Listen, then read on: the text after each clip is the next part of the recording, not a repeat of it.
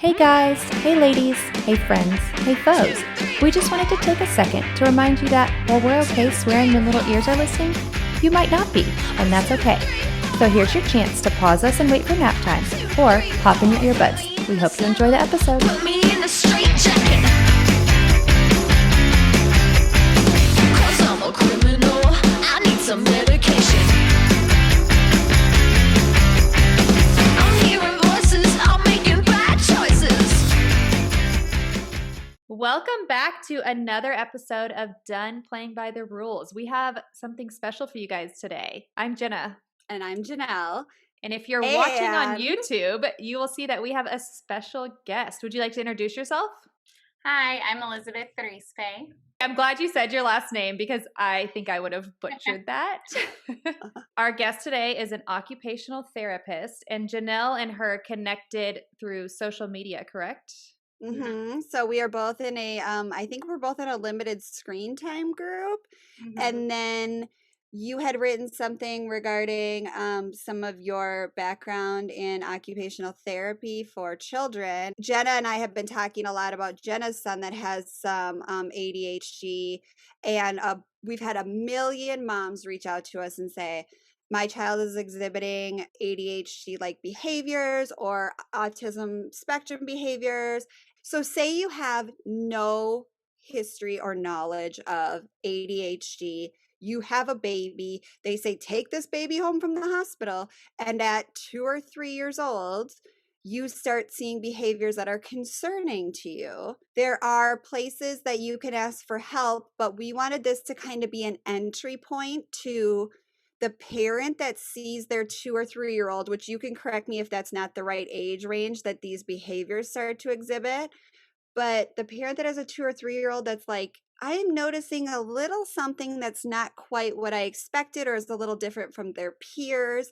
When should I seek help? When should I be concerned? What is normal developmental stuff? And what is something to seek early intervention in? Because as we are learning, early intervention is really important. As far as a time to start getting intervention, like you said, early intervention is really important. I really trust moms and their gut. If I have a mom come to me and say something is different, I don't understand what's going on, I don't know what to do, I will test and test and test until I can find a way to qualify them and get them help, as long as that's within my power, because usually they're right. And there's also parents who are in denial for sure, and they need to be told, or they need to just see their kid in social settings. 2 or 3 would be an age. 2 especially is an age when kids start to socialize more and there becomes a little more of a gap with social emotional skills. But with autism, they're finding out you can start telling from infancy. Oh, wow. There are signs from really, really young age.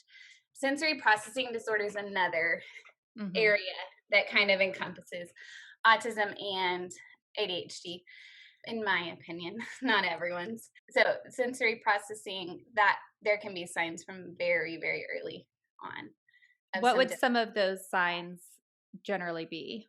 Yeah, so I was just talking with someone about this the other day. Okay, sensory processing disorder, it's just really huge. It's not a diagnosis that's given very often, and it doesn't give anyone services.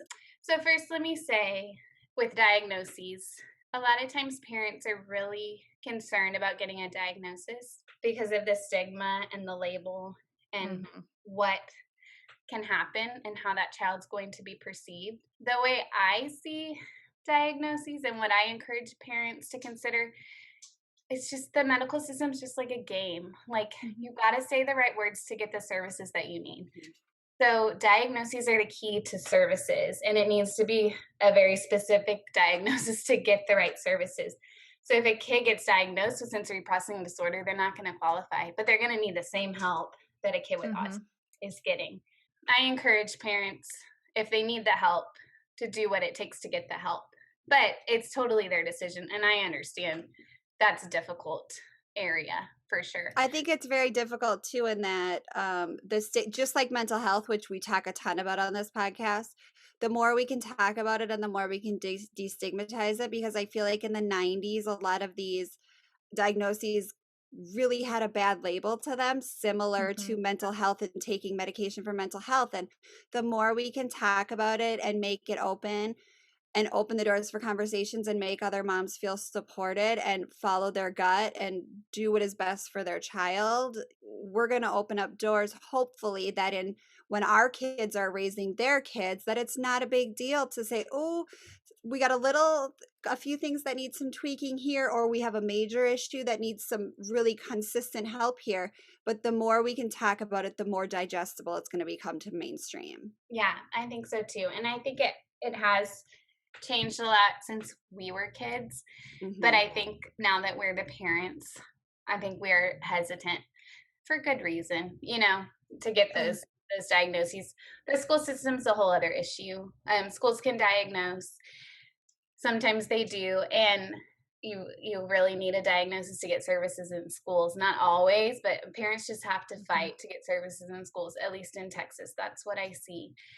And I think in the school system, that's where you get more of the stigma. That's where it's going to be more difficult.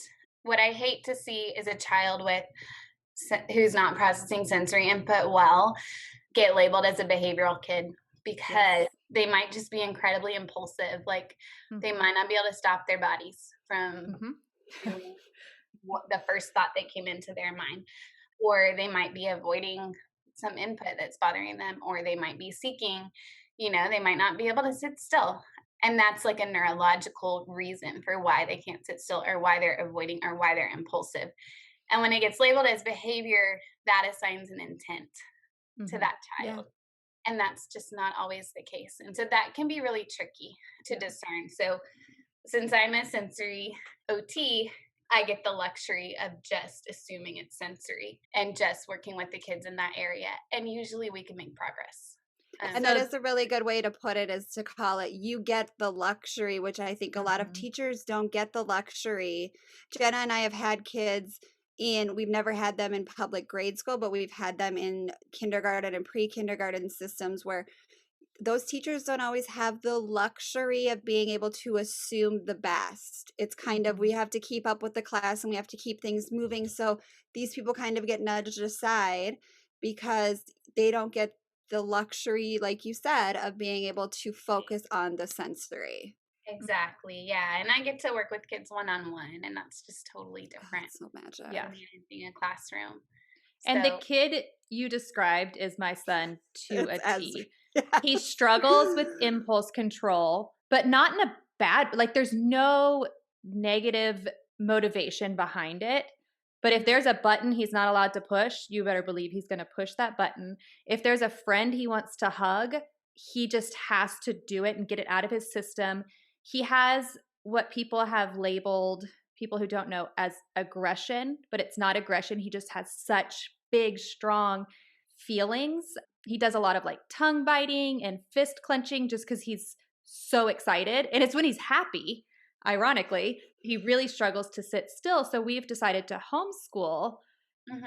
But eventually, I see us probably going down the school route. But that's where I'm struggling, because I feel like as a parent in our home, I can implement all the strategies. But then sending him out into the world is a little scarier. And so do you have any suggestions for that? Like my goal right now is basically to keep him home and teach him these strategies and then kind of let him go into the world. And I will say I've gotten a lot of criticism of, oh, well, if you just send him to school now, he'll just learn. You're keeping him home selfishly. You're babying him. He just needs to learn the hard way. So I would love your input on that. I have heard all of those too. I'm just like Yes, cringing thinking about it. know. I said to someone once, they were like, he needs to learn the hard way. And I was like, okay, well, I'll drop him off at a scary playground and let somebody beat him up then. Like, is that how we learn? Like, I don't know what Right. you want him to learn the hard way, is that you can't physically attach yourself to other people if they don't want it. Yeah. Well, then if, sitting still and regulating emotions, and I mean, really just self-regulation and impulsivity, all those things are factors. He really is learning the hard way. I mean, like, Yeah, That's he true. really is battling a lot, just to be a little person. So, I mean, that's how I see that kid that you're describing. Like, No, he's got a lot going on already. He is. That's So he's true. already learning the hard way. He That's a is really good building way to his think about resilience. it. Yes, yeah. And is he in kindergarten? So we gave him an extra year. And Oh, so good. he did kindergarten last year. So he'll be going into first grade. Okay, Yeah. great. My son is just finished kindergarten. I had planned on sending him to public school before COVID. You know, Yeah. my husband's a public school teacher.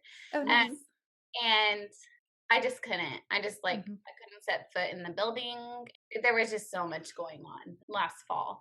So I homeschooled him for like 4 months. I really can't. Okay. I really have to work.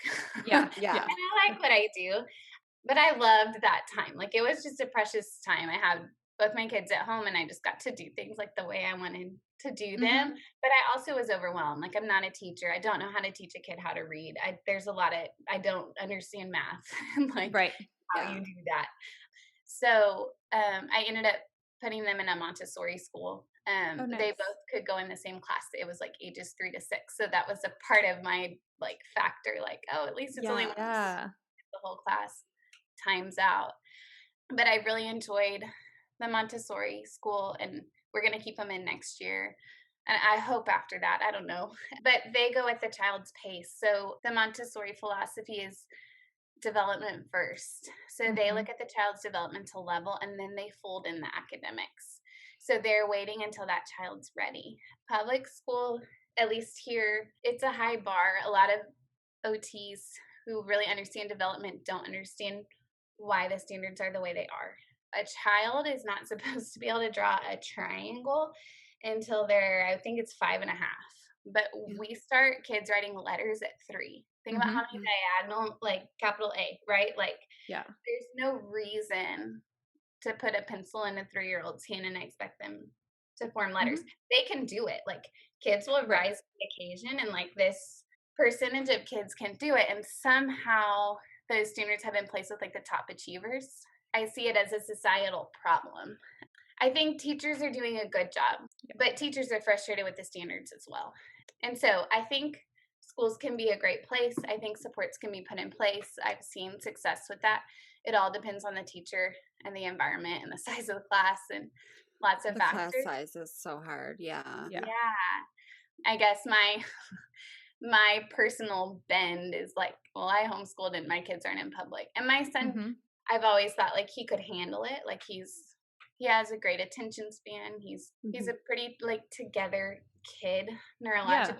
I just caught myself like, why am I saying he could handle it? Like, why does my kindergartner have to go handle it? You know, I don't think it's time for that yet. I think there will be a time that will come. And I think just naturally life is going to deal us enough stuff that our kids are going to build resiliency. But I want to be the one to teach them as much of those lessons as I can. I totally understand what you're doing. Yeah. Thank you. I love Okay, that. and so another question I have, yes, I totally love everything you said. So let's assume the majority of listeners are sending our kids into public schools. And so, like we were saying, in the age of like 3, and so Jenna and I have discussed what our oldest were like, which are similar ages, what they were like as 3-year-olds. And Jenna's son with ADHD and my son at 3 were completely different individuals. And so it lends me to believe that a ADHD child is markedly different at 3 than somebody. And my kid has done speech, he's done OT, he's done PT for various reasons. So we start recognizing these signs. We can't hold them back. We have a dual income household. Our kids need to go to school. I checked out a book the other day and it was talking about, I think, and this is what you practice also. Of course, I lost my page, but the parent training and behavior management. It talks a lot about how to bridge the gap between school and home so that you are all kind of working together. Do you have any suggestions or things that you see in terms of, say we have a dual income family and our kids need to go to school at 5 and they're going to public school and we're in a great school district and we have a great rapport with the teachers and everything is great on paper. What are some tools that parents can use in terms of implementing the most successful strategies? Like, what if you were able to get inside of that little kid, what would you say to that parent? Mommy and daddy, I need this from you to help me be successful. from my standpoint, it's so individualized. Okay. It's so hard for me to give a blanket. But I mean, movement is Mhm. key for all humans. Kids need 2 hours or more of exercise per day. Yeah. And a lot of times they are not getting what they need during the school day. So they need that support after or before, Okay. which is a big job for the parents. Yeah, it really is. And school takes up so much of their time. Some teachers are awesome. They fold it in, like they do jumping math and they do, Mhm. some classrooms really have it where they're doing a lot of multisensory learning and the kids are moving throughout the day. Hopefully a lot of classrooms. I don't know. Since my kids aren't in school and I have never worked in a school, that is just not an area that I'm super strong in. But I see the most success with the parents who have good people skills, really. Parents just who are involved, who know how to talk to their kids, who know how to talk to the teachers, who know how to be aware of what's going on. I heard something recently that I like that said, like, all a child needs to be successful is one adult in their life that loves them unconditionally.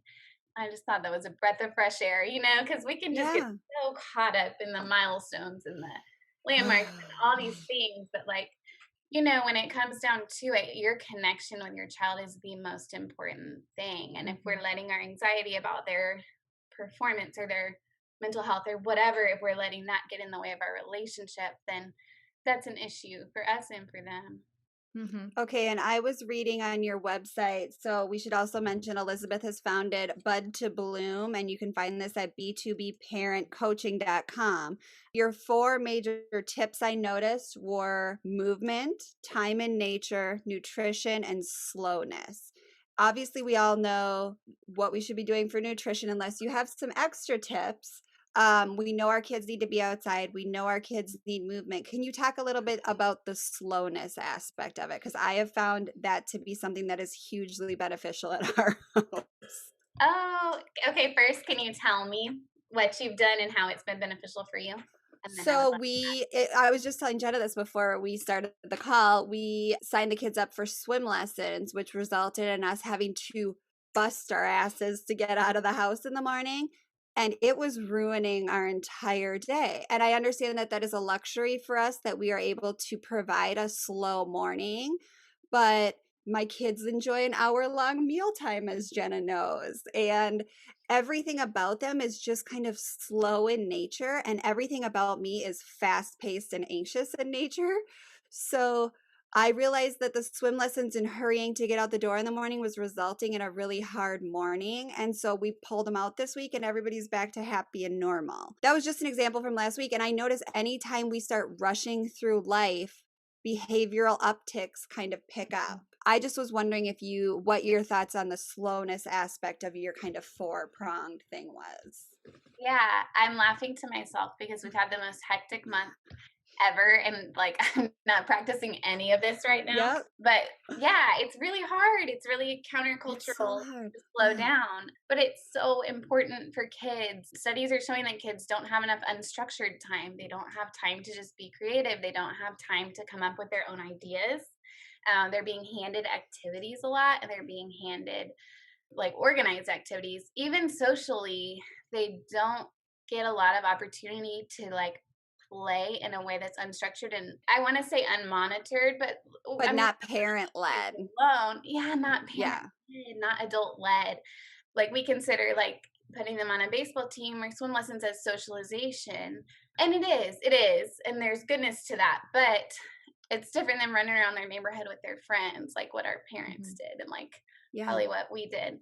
Those opportunities just seem to be getting less and less from my standpoint. I And agree. that's a detriment to our kids because it's robbing them of the opportunity to build that confidence, build that resilience, come up with their own ideas, figure out who they are. Kids do get in more trouble with less structure, but they need to. I mean, Okay. you kind of have to test the boundaries to find them.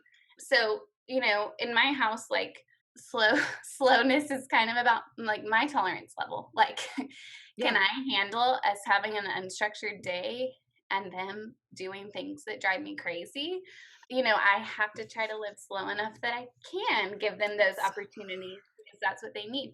But I work a lot with my own tolerance level with my parenting and the amount of screen time that we use. And, because I don't want it to get in the way of my relationship with them. I don't Yeah. want the ideal that I have, that they can be their own little people, get in the way of me treating them the way that I want to treat them, or, me just losing it. I will say we are very slow in our house, but my kids have noticed that not everyone is like that. And so they struggle Ooh. because they're like, there's no one to play with, because it's like, oh, well, so-and-so is at camp. So-and-so is at baseball. And it's like, my kids love being at home and playing, but they're always like, I want people to come over. And it's hard. And a lot of times I do find also parents feel like there has to be some kind of educational value to our play dates. And I'm like, no, just come over and the kids can run around and go play in the creek. It was kind of eye-opening to me. I was like, I thought that was like everyone's jam. And people are like, oh no, like we need to do this, and we need to end at this time because we have to be here next. And then we have swim. And I'm just like, my kids play outside 90% of the day. They come in for food when they're hungry and then they go back outside. Chances of me knowing where they are slim, but it was a learning curve, especially for my husband, because he was like, well, what if they, and I was like, what? What if they fall off the play set? Well, they would have done that if we were there. So it's been a big learning curve for him. But like my kids, I will say they have thrived, especially my youngest, because she was 2 when the pandemic started and she was just in the car being shuffled around. Her language has exploded. She was talking like one-word sentences. She is thriving, and it has been just so cool to see. That is so cool. Yeah. When I can find like a mom friend who I feel like comfortable letting our kids kind of hash it out and like problem solve, and that's like gold. Like to find someone where your families can just chill and that your relationship is secure enough to deal with what's going to come. Thankfully I found a neighbor who has 4 kids, and they live at a slower pace than us. And they're just wonderful. But the first time I went over, they have a trampoline in the backyard, and there were 5 boys on the trampoline wrestling. And she was like, are you okay with this? And I was like, aw, yeah. Like, if he breaks his arm, it will heal and I'll be okay. Like, I want him to have these experiences. This is important to me. That's great. That's really great. So are your services considered private or through the county? I'm assuming private. Yes. So my Bud to Bloom is private. And then I also work through a clinic, which is a private clinic as well. Okay. And was there a reason you went that route versus county services? Yeah. I started out working for early childhood intervention. I was only there 3 months because we ended up moving. That was a great experience. But for my business, I really just wanted to provide a service for the parents. Insurance doesn't really reimburse for parent education, and it's my favorite thing and the most important thing that I do. And a lot of people, I don't know what y'all's experience was with occupational therapy, but I mean, if you work in a traditional kind of clinic, you don't have time, and you don't get paid to talk to parents. But it's like the single most important factor for that child to succeed. So I just see a real disconnect in the traditional way that services are being delivered.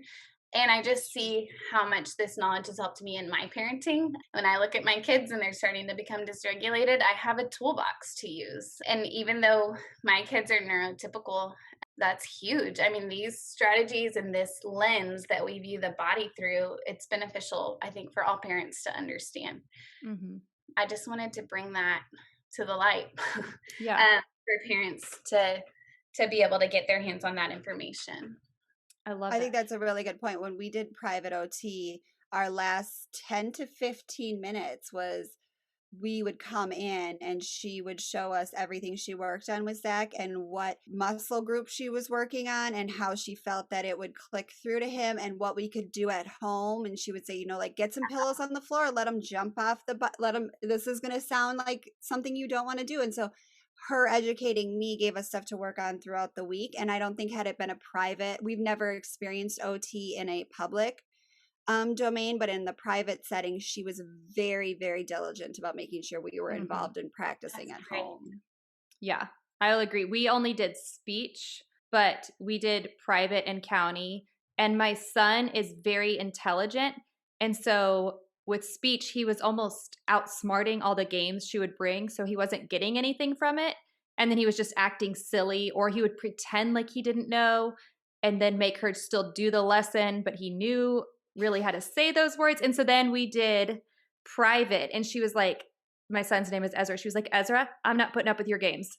You're going to do this right. And then she told me what to do at home. And it not only helped in terms of speech, but behavior as well, because that was the first time he actually had to sit there and listen and have consequences. And she was a godsend. I was also super pregnant and then just had a newborn during all of this. So she was wonderful. But he still plays tricks on you, I feel like. That's just how his brain is quicker than whatever you're going to throw at him. And so she recognized that, and you still get to use those tools. I hear you say it to him all the time. Yep, exactly.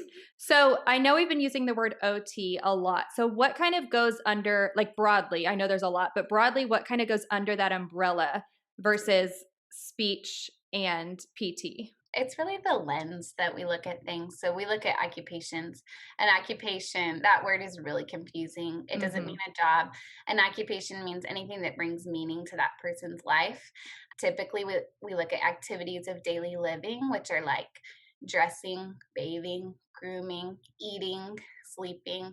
Those are all things that are really meaningful to us, and we need those things to get on with our life.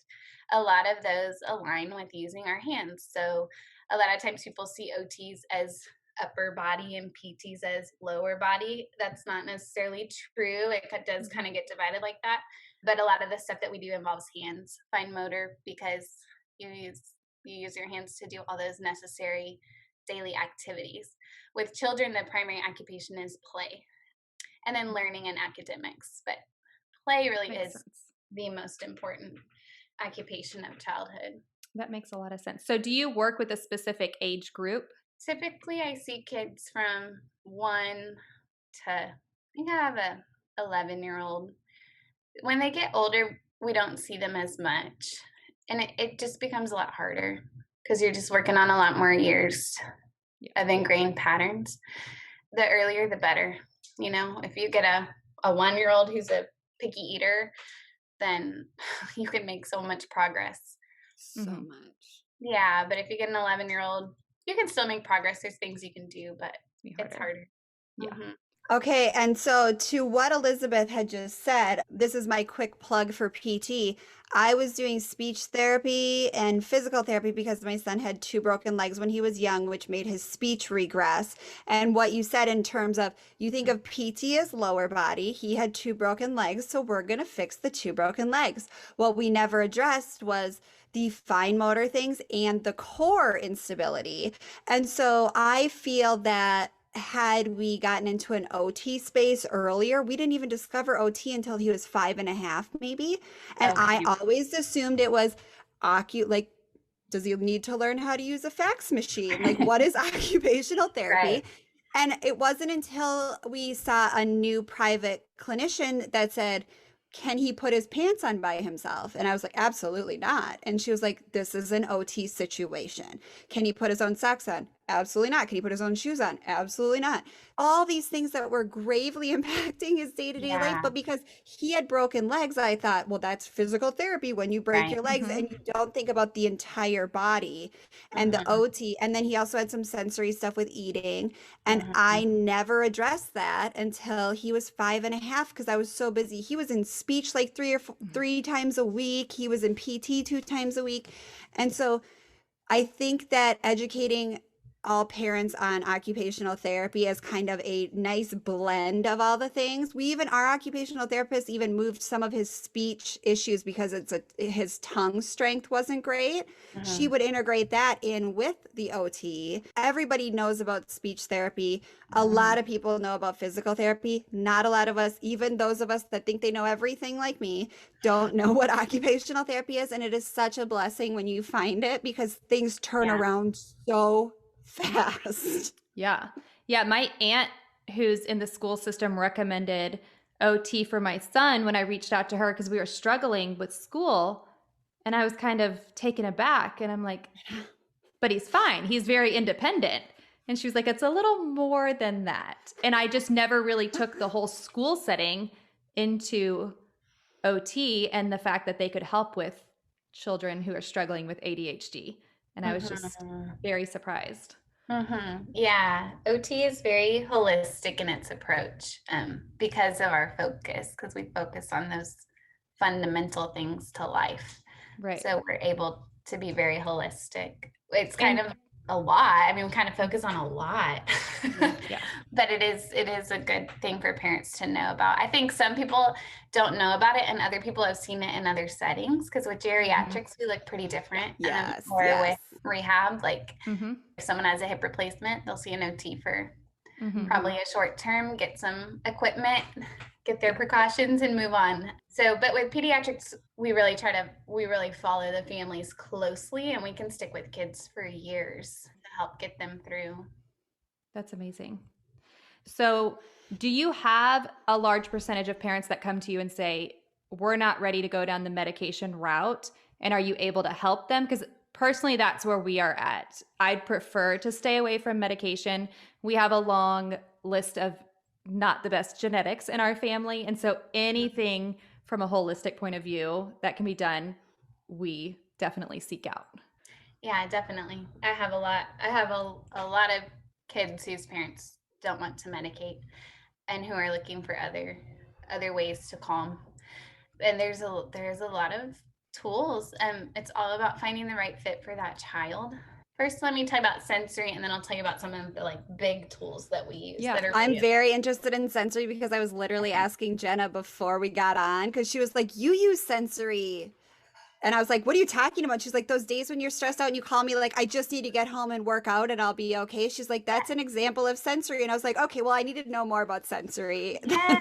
So tell me what y'all know, because y'all have had some good I know nothing. Jenna knows.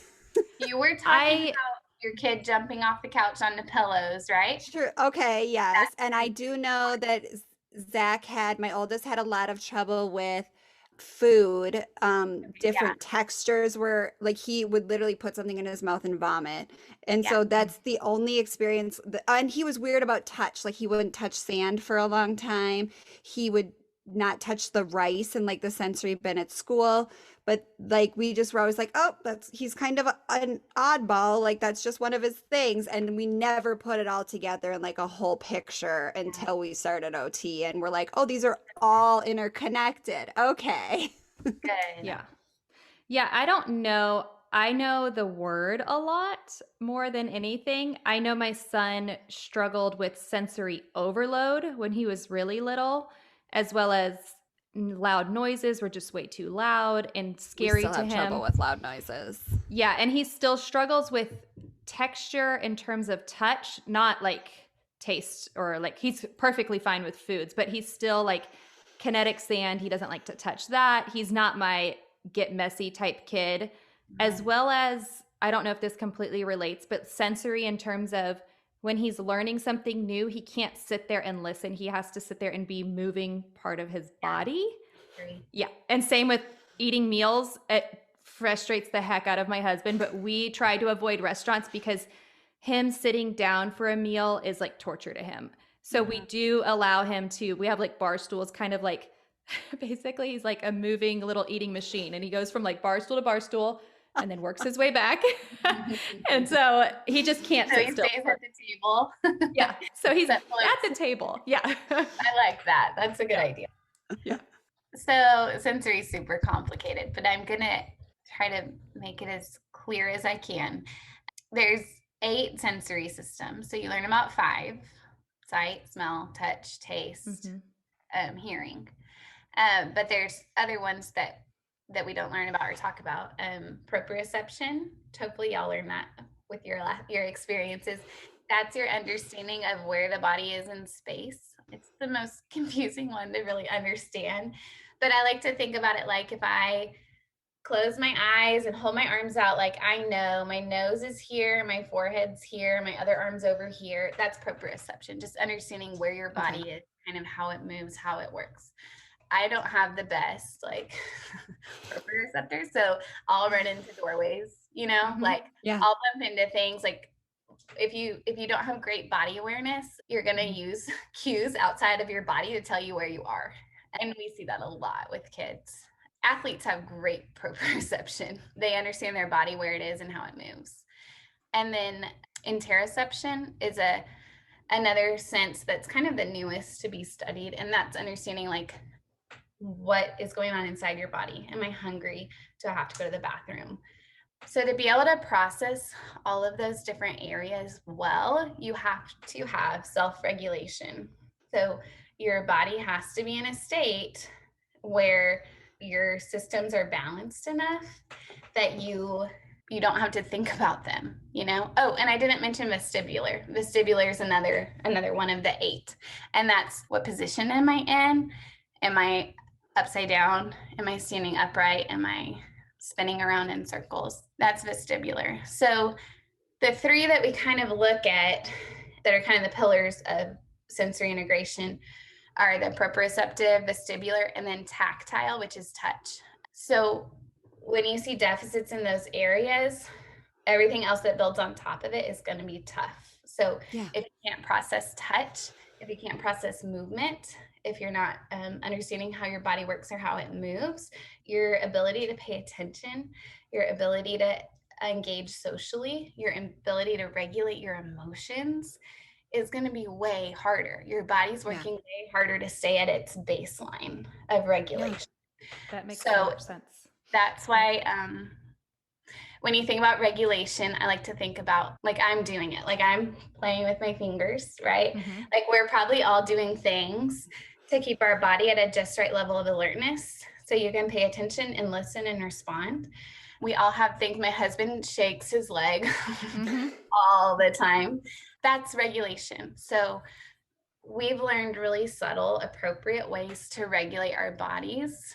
And some of these kids haven't, right? So Well, we're old. We've been working at this for, I mean, I'm 22 years old. So, but like little kids haven't had a lot of time in their little bodies to figure out the regulation. And you're right. And I had never really, when Zachary needed speech therapy after breaking his legs, I was like, why would that even matter together? And they said, well, when he broke his legs 2 times back to back, he can't develop speech on top of relearning to walk because your brain needs to, like little kid brains are like a pie. And they only have so many, they only have so much space to give out. And I was like, oh, so now we're in speech therapy. It took him a year to relearn how to walk upstairs. And it was like, why can't he just see a step and go up the step and go up the step? And I'd never heard some of those words you just used, and that makes so much sense. Like he just couldn't figure out, like, my knee needs to lift to go. And I would just sit there and watch him week after week. Like, it's stairs. There's 7 stairs. Walk up them. And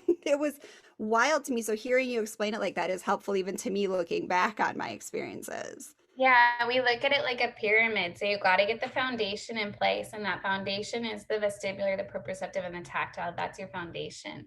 The vestibular goes with postural control. Like if you can't hold your body upright, your brain's going to prioritize that.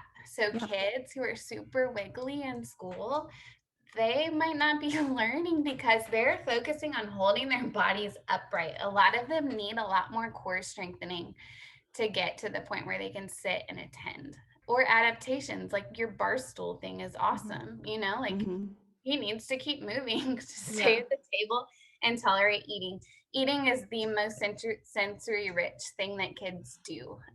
So kids that have difficulties processing input oftentimes have difficulties with food. And it just totally makes sense. It takes everything you've got to get that food in your mouth and chewed and swallowed. It's a high demand activity. And so does like some people will say my kid has such big feelings. I just need them to calm down. Are those big feelings, big emotions, outbursts, tempers, is all of that kind of under this as well? Like their foundation just isn't quite where it needs to be? Yeah, that's how I see it. And you got to get that foundation, that processing to a point where that, functional before you can really work on that emotional regulation. There are things you can do, programs you can use, and there's things you can do to label emotions and to discuss them. But, so with all those different systems, we look at some children are over responsive and some are under responsive. Okay. So I like to look at it like different cups. Like everyone has different size cups for different types of input. So like you mentioned your son had trouble with textures. Both of your sons had trouble with textures. They have a very small tactile cup, right? But maybe the vestibular cup is huge. Maybe they need tons of movement. Maybe it has a hole in it and it can't be filled up enough, right? And then maybe the proprioceptive cup is big and the auditory cup is tiny and sound set them off. So that's kind of what we look at. Are they over responsive? Are they under responsive in all these different areas? And then we can put together a plan to help them get regulated. Oh, That's so why you need a interesting. professional. Yeah, That's that makes sense. use Google to work your way through this stuff because it just takes a lot of knowledge and understanding that takes years to develop. Yeah. And I appreciate you explaining it like that because there's so many times where I've gone to professionals and I've said, and a lot of times it's doctors, and I've said, I feel like we're struggling in XYZ. And they're always like, oh, they'll grow out of it. Even with speech, I had to fight tooth and nail to get my kid into speech. And I was like, something is not right. And they kept saying, it's just an age thing. And I was like, but it's not. And when we finally found the right speech therapist for us, they were like, this is not an age thing. And they were able to see that there was a lot more to the picture than him just not pronouncing words correctly. So I appreciate you explaining it like that because that makes so much cups sense. analogy is super rad. I'm going to use that all the time. Right. And it applies to us too. You know, I talked about how I work within my own tolerance level to decide how I parent, but there's ways I can increase my tolerance or decrease. I mean, like I'm human, so we all have our days where we're like to here, but like movement and exercise, like what you're saying, I got to go exercise. I'm stressed out. I'm anxious. I need to go for that walk. Like we have our ways of regulating, but kids don't, and kids don't have control over their worlds. So today we make all these choices for ourselves. I want this for lunch, not that. I want that cup. I want this plate. That's so I mean, true. we do that, and kids don't get any of those choices. So their thresholds are already high if they're not processing well, and it just goes higher, higher, higher until they explode.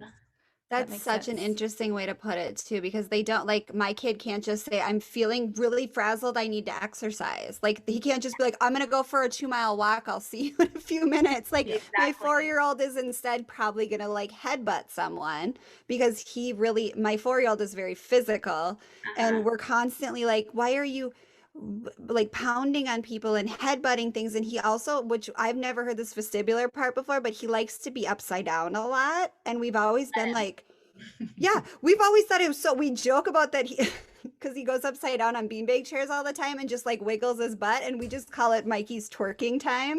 And so but he loves being upside down, and I've never seen my 7-year-old upside down. And so the vestibular part makes a lot of sense. Like he really enjoys the idea of being inverted versus like a normal, like my 3-year-old's the same. Like she'll sit in a laundry basket and fall backwards over and over, or she does that like downward facing dog pose like all the time. all day. Stuff like that. And like I mean, just let them like. But they don't get to look at me and say, Mom, I need to be upside down for a few minutes, back off. Like where I could say, like, Jenna has said this before, where she can say to her family, I need a timeout, so I'm going to go for a drive in my car. Our 4-year-olds don't get to say that. So instead they're going to hang out upside down for a while. Yeah.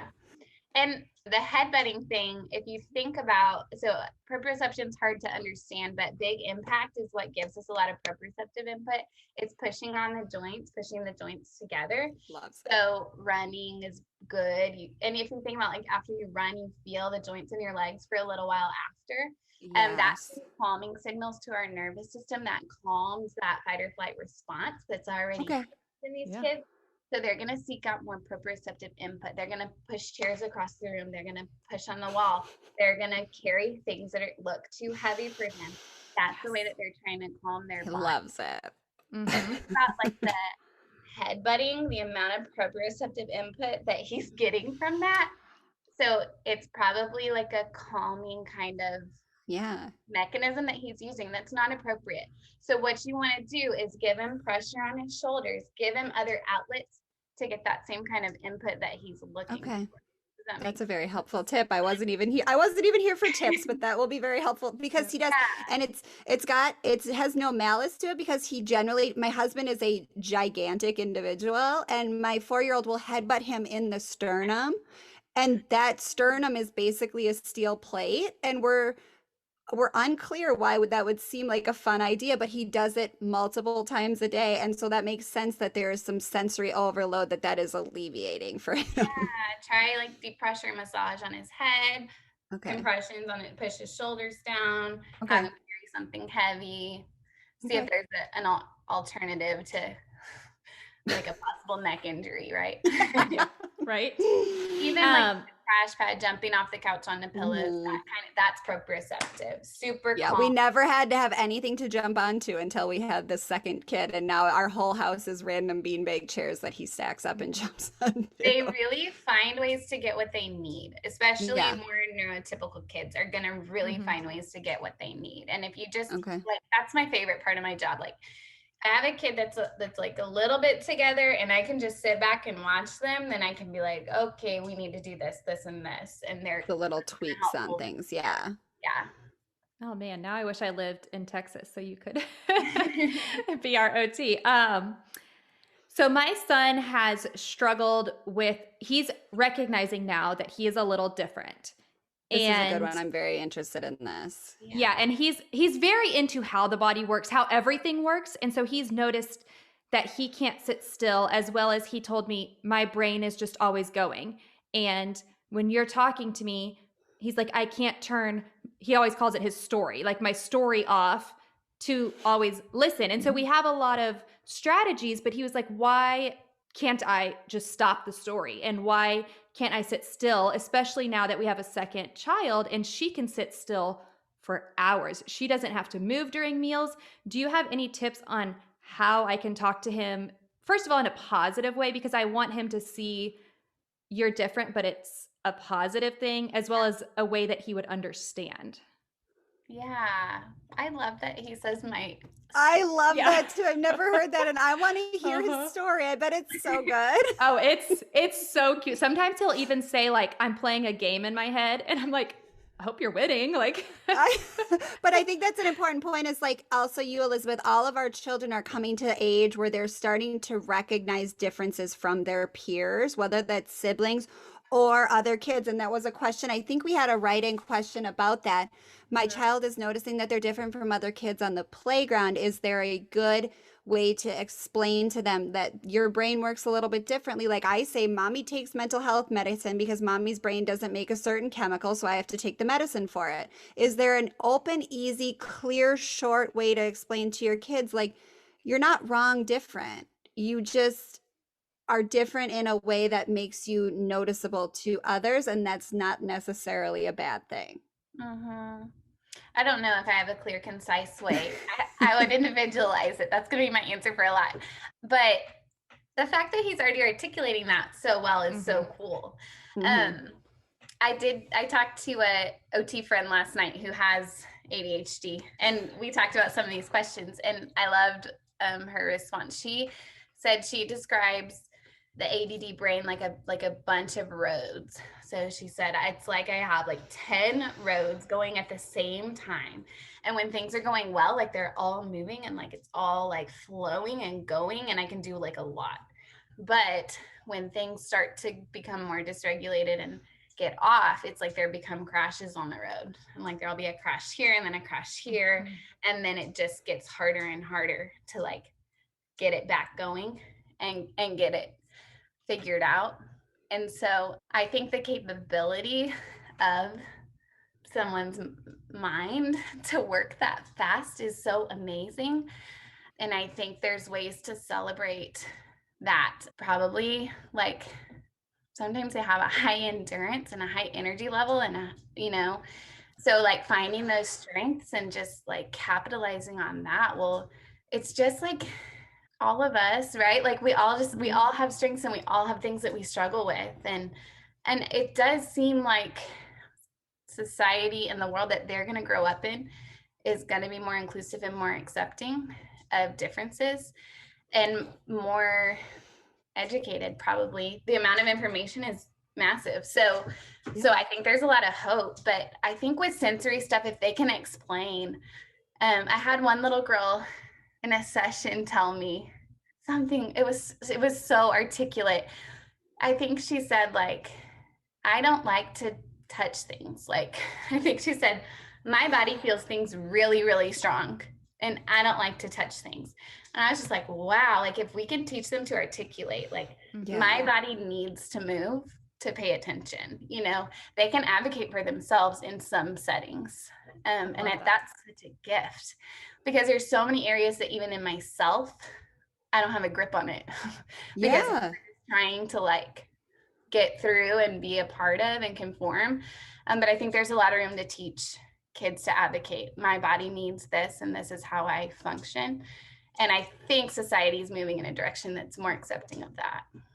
I love that. And so to kind of go with that, one of our friends / listeners has a son who is 4, so he's on the younger end, and she has a hard time connecting with him in terms of direction. So getting him to stop doing what he's doing so that he can actually acknowledge that the mom is talking to him and listen so that he can absorb the info, whether it's direction or requesting or even just asking a simple question. Do you have any tips for how she could go about connecting with her son?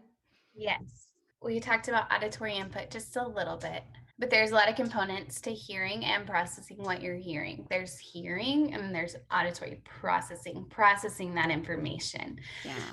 And there's different profiles that different kids have. So something that I'm always assessing is like, how many steps can they handle? You know, can they handle 1 step? Can they handle 3?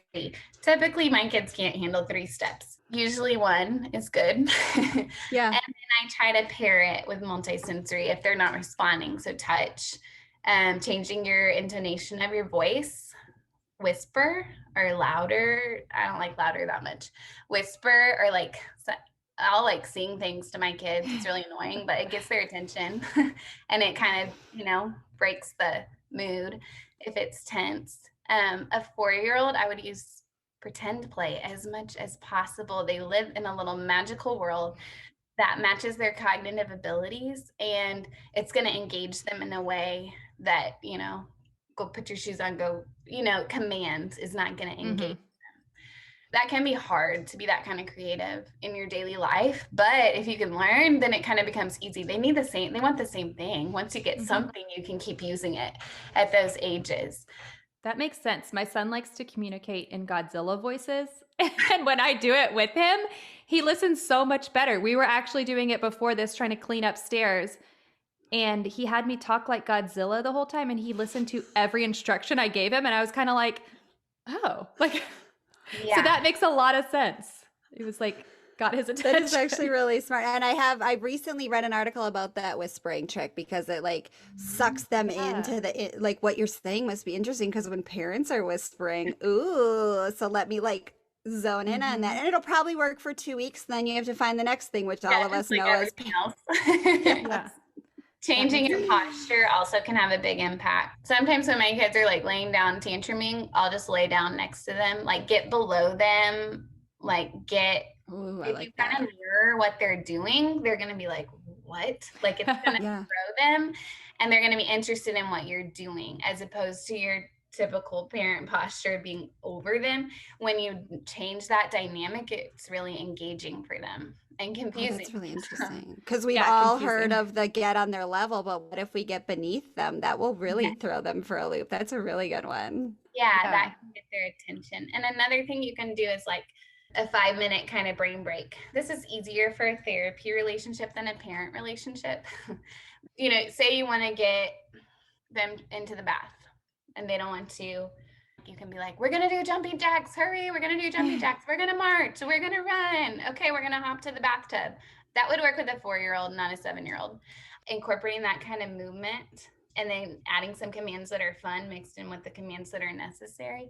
Oh, I like that a lot. One more question that I thought of. If a parent wants to go down the OT route, how do they find somebody in their area? Because I don't know if we mentioned this, but Elizabeth is in Texas, so she services families in Texas, obviously. and Janelle's in Chicago and I'm in Virginia. So how do you find somebody who is reputable as well as hopefully going to be a decent fit? Yeah, that is a great question because sensory integration is a specialty of pediatric OT, which pediatric OT is already a specialty. So I think all pediatric OTs have a baseline of sensory, but I don't think all pediatric OTs understand how to help kids get regulated, because I sure didn't in my first several years of practice. I mentioned earlier, and I never came back to it, like some of the like big guns for regulation. So there's some programs that are utilized by sensory OTs, and as I kind of look at clinics and stuff, I look for these programs. We don't really have certifications, and there's not a great way. You would just have to ask questions and go with your gut. Yeah. One of those programs is the interactive metronome, and that's a program that I use a lot that helps a lot with ADHD, that parents will use as a resource before medication. Another program is integrated listening system. So if they're ILS certified, that's a music program that's used. And that could be a good indication that they have a good sensory background. And another program is the Safe and Sound protocol, which is through that same. Actually, it's not integrated listening systems anymore. It's Unite. But I think it's both Unite integrated listening systems. But these words are all helpful if we're Google searching. We want to start our Google search with a pediatric OT and then expand into looking for these keywords of sensory and things. So that's helpful. Clinician, or you can use those websites, like on the Metronome website or the Unite website. You can look for clinicians who are certified in those things, and that's going to be an indication that they're working on specializing in some of those areas. Perfect. That's very helpful. The last thing that I wanted to touch on was what I had read in my book was just a brief outlook on the top 3 things for, I don't even have to reread it because this is how I parent at my house, but it said it's very beneficial to kids with ADHD, is the 3 basic rules when responding to your child's behavior. And you can tell me if you agree or disagree. But if you want to see a behavior continue, praise it. If you do not like a behavior, but it is not dangerous or intolerable, ignore it.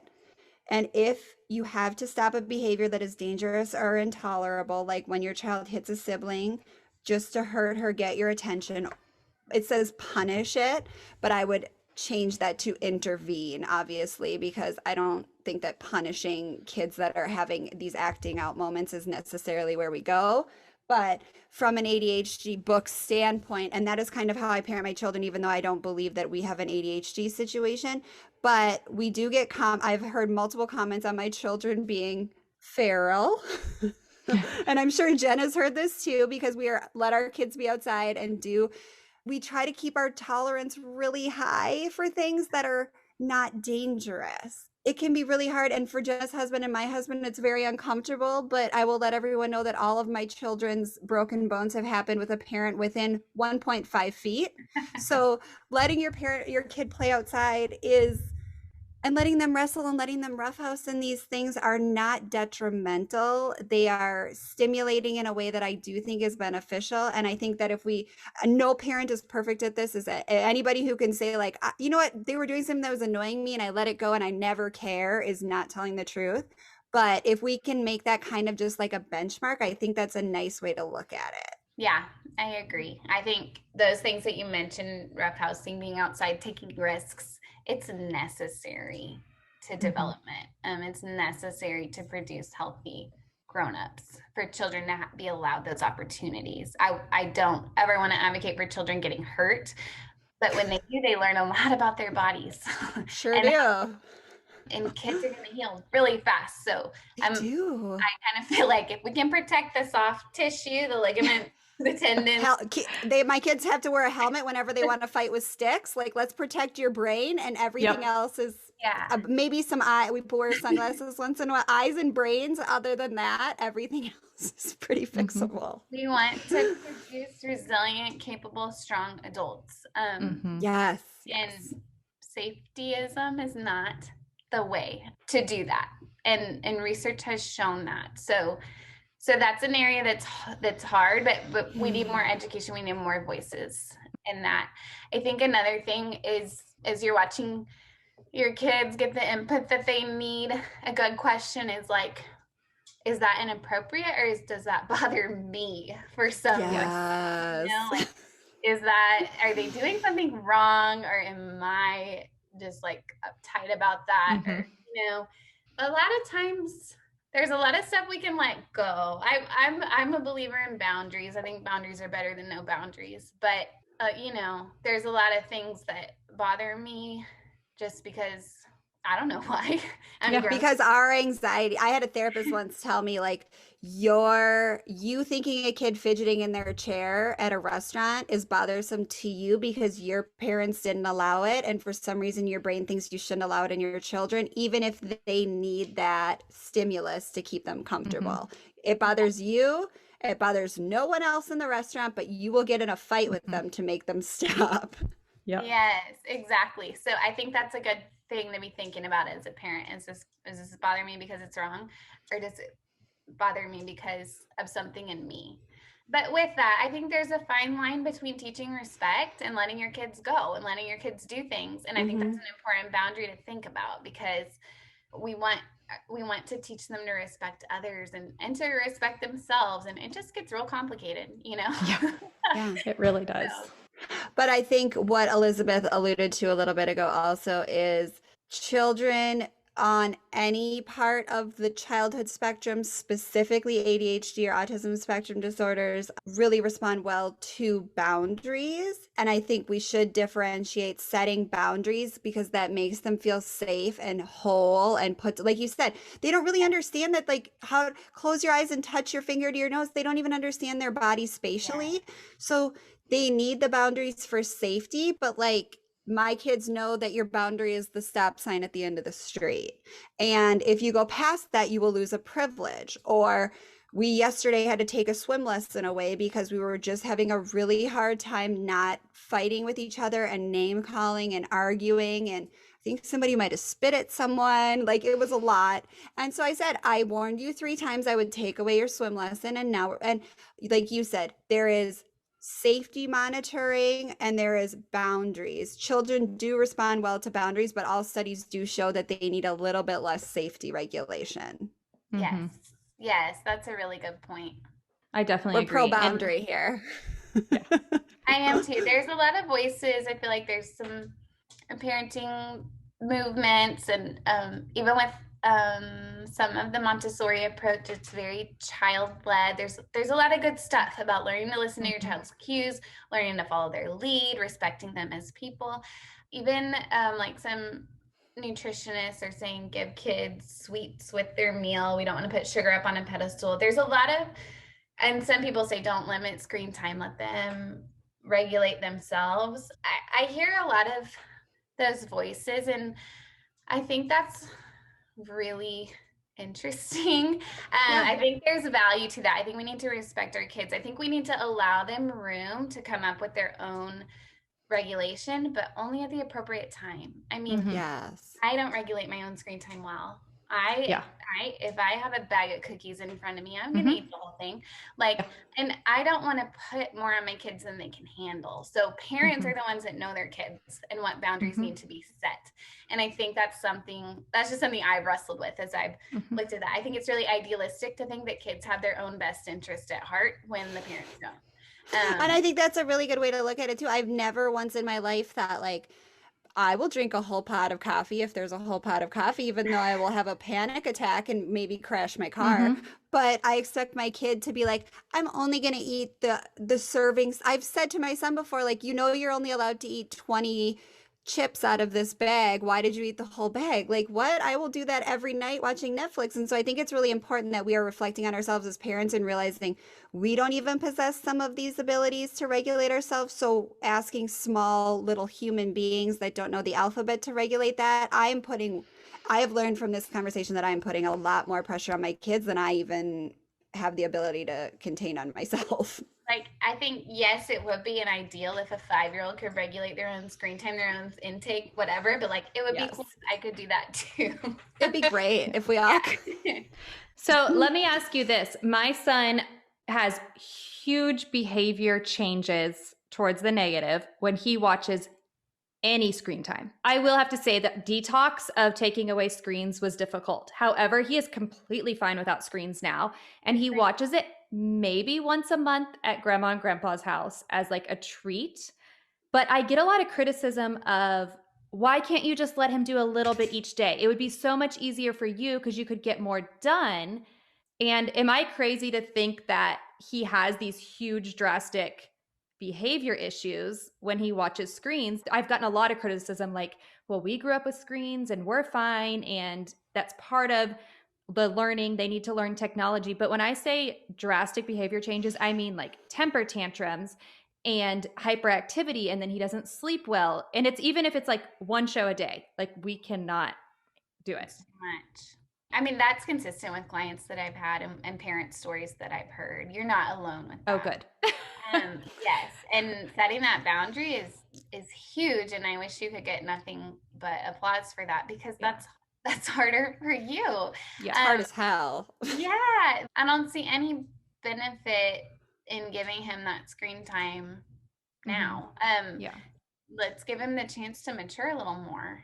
Okay. Before you Yeah, this doesn't mean forever. That's true. Yeah, sounds like where you're at right now. That sounds like totally appropriate, and I mean, like above and beyond for him. Yeah.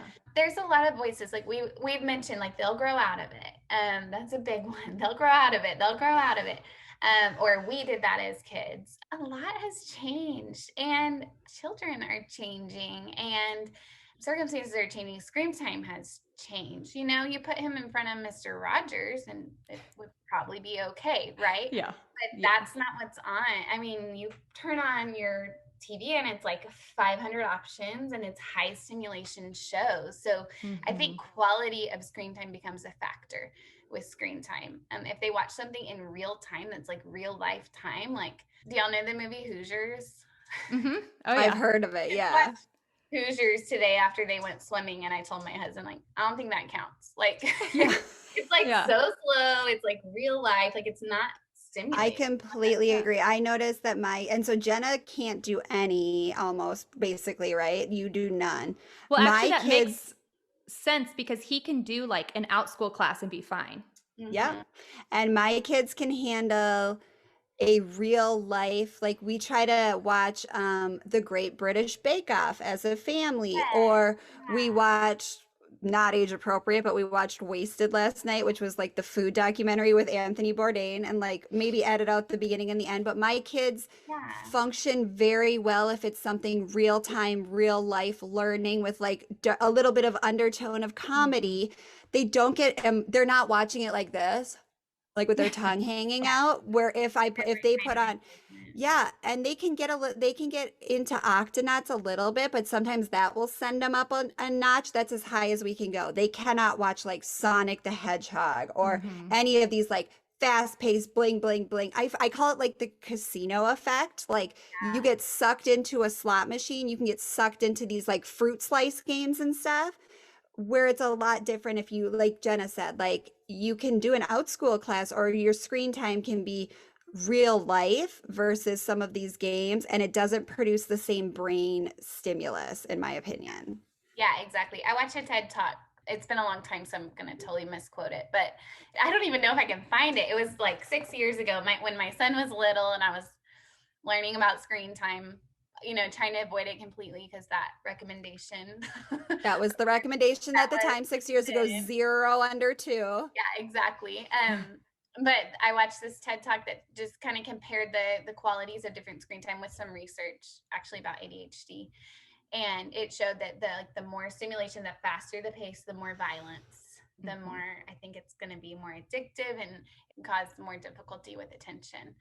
I think quality, I look at TV as different than iPad. I look at video games as different than TV. I mean, you know, that makes so that would be my argument with people saying, we watched it and we were fine. Yeah, like I didn't have cable growing up. I had like 5 channels and commercial breaks. There were commercial breaks. Now the options are just limitless. It's overwhelming. It's a lot.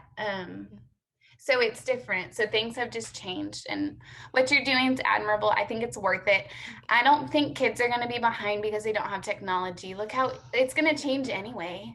Like True. 5 Yeah, years like from I now, can't it's all even I gonna can't be even do Excel anymore, and I took a whole course on it in college, and now it's all obsolete. So by the time our yeah. kids need technology, it's going to be probably like in their sunglasses and not on the phone anymore. I know, So I can't even fathom where it's gonna go. But I mean, I think if they have good motor skills, if they have good regulation, if they have good social skills, if they have values, they're gonna be able to figure out technology when they need to. That's true. And people keep saying, like, so you can have a break. And I'm like, my kids go outside and I don't see them. So I really need a break. That's Like, awesome. they're self-sufficient and they look Yeah. after each other. So yeah. and Yeah. this Gives my isn't to grandma a heart villainize attack. screen time either. It's No. if your kid is No. completely neurotypical, has no adverse reaction to it. I also am in a few homeschool groups that are co-ops that are completely child-led, and I have a hard time just sitting back and letting my like that's the rule of the group is the parents aren't supposed to lead the children at all, and it is very hard. And Mm-hmm. I think that's just ingrained in us is that we need to overanalyze things. But if your child is having no sleep disturbances, no behavioral Mm-hmm. disturbances, no adverse reaction to 6 hours a day of screen time, you're fine. Mm-hmm. My kids can do a little, Jenna's can't do any. It's knowing your child and what works and what doesn't for them. Yeah, that's true. Yeah. Because my youngest she's fine with screen time, but she And falls doesn't under the care about camp it or of, ask for it or any of no, it. Yeah.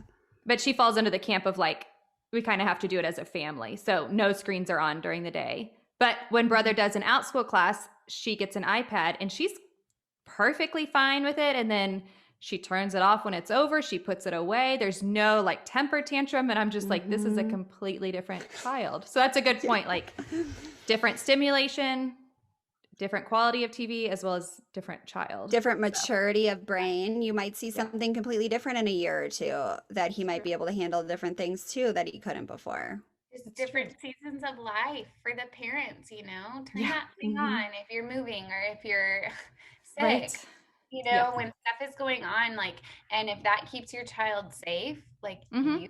like we have this magical tool that will mesmerize our kids. And there are Yeah. times you need that. We're such an isolated culture. Absolutely. So it can be used as a tool really effectively. I love that. Yeah, I like that. Well, this has been great. I would love to pick your brain more about stress at some point later on, if you're open to that, because I was reading your blog about stress with COVID and managing stress with kids. If you're open to that, I think that would be a great conversation. Oh, that for would be a parents. great future. I would love that. Yeah. And if anybody wants to write in questions, I think Elizabeth will be open to coming on again, hopefully, unless we've offended her too greatly. No, definitely. Again, you can find Elizabeth at B2B Parenting. What's the last word? Parentcoaching.com. Parentcoaching.com. She's also on Facebook and Instagram. And then we'll link all of her stuff in the show notes. And then if y'all have any questions you want to send in, we can bring her back on. But I was going to say earlier, if you are listening from Minnesota, when we started noticing something was a little bit askew with Zach when he was 15 months old with his speech, and I already linked it in the show notes, we contacted helpmegrow.org. And they send a specialist to your house, completely paid for, that will evaluate all aspects of their development, motor, physical, speech, all of it. And so if you are listening from Minnesota, or research on Google that there's probably a program near you where someone will come out from the county for free and assess your child. They will either ease your mind or they will be able to direct you to where to get services. And like we said, early intervention is important. So saying they'll grow out of it, yeah, that's true in some things, but also maybe they'll grow into it. Yeah, and I just want to add to that, there is help available. So if parents are struggling, you know, you don't want to do too much intervention, or you want to see if they'll grow out of it. Even if they will grow out of it, there's help in the meantime. You can get some tools to Yes. get you through that phase. You don't have to suffer. They don't have to suffer. So reach out to the professionals in your community to get some help. Yeah, That's don't great. suffer alone. None of us should be doing this alone. I wish we could all go back to caves and work together and do laundry together around a puddle. Because And it's cook hard together. alone. Yes. Yes. Yeah. And with that, call your therapist. And take your meds. 2, 3,